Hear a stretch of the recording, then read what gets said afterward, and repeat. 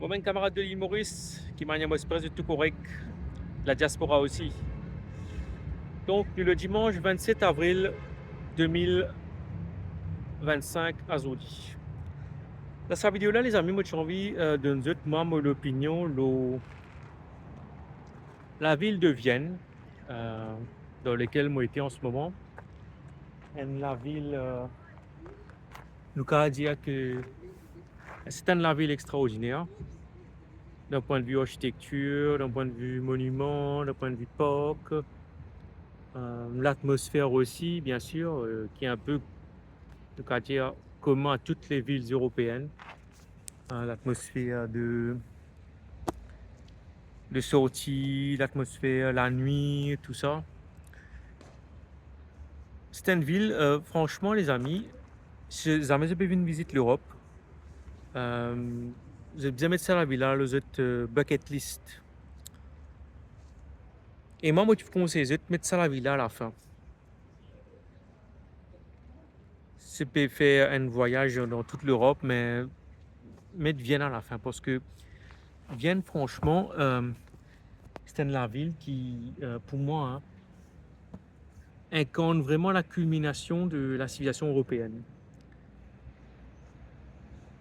Parce que ici, quand tu viens te visiter, ça ben, modèle, à la taille des bâtiments, des monuments, l'imposance de ces monuments-là, euh, c'est vraiment extraordinaire. Et voilà. C'est une rivalité entre Paris et Vienne, mais on reste beaucoup l'année à Paris. Mais mes pensées, c'est mon opinion qui viennent dépasse Paris. Il y a des similitudes, bien sûr, entre les deux villes. Tu peux trouver dans l'architecture.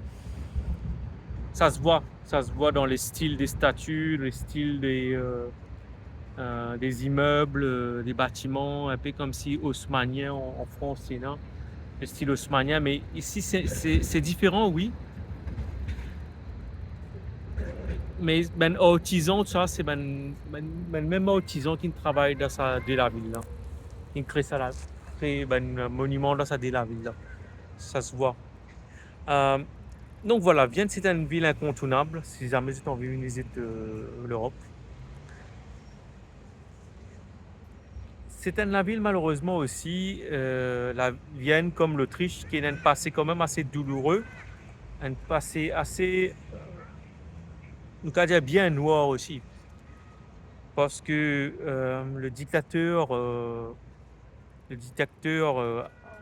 va vous dire ce nom-là, qui, qui tient à la tête d'un État fasciste constitué de l'Allemagne et de l'Autriche. À l'époque, c'était unifié. Donc, c'est une personne qui est née à la frontière entre l'Allemagne et l'Autriche aujourd'hui.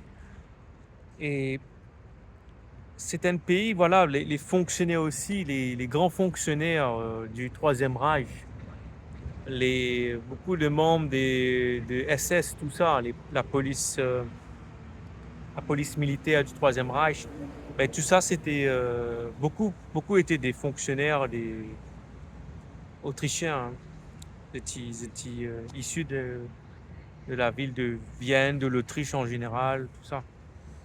Donc voilà, malheureusement, c'est la ville qui te trouvait elle a une très grande beauté, mais c'est un peu paradoxal, mais c'est peut-être comme ça que l'humanité est faite.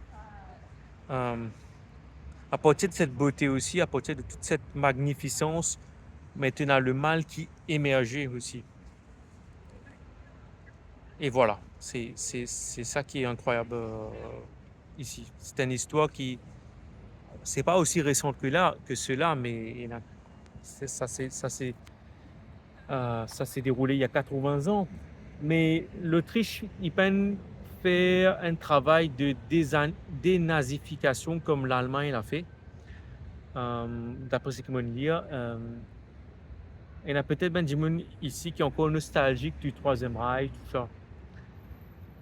Mais là, en Allemagne, c'est une histoire, dans l'histoire moderne allemande, il y a une dénazification il y a beaucoup d'affaires qui ne mettent en place. Mais ici, c'est pas vraiment le cas. Après, d'un point de vue, si nous parlons de la politique courante aussi, il y a une politique extrême droite ici qui fait quand même un tiers des sièges, si je ne me pas trompé. Donc il y a quand même comment dire, cette fond des choses. Il y en a aussi ça. Après voilà, les gens, c'est une ville, tu trouvais, c'est cosmopolite aussi. Il y a des immigrés, il y a de tout.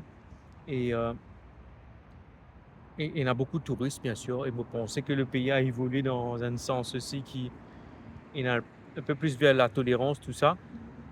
Mais le passé est quand même assez marqué par l'histoire du nazisme. Donc voilà les amis, c'est ce que j'ai envie de dire dans cette vidéo-là.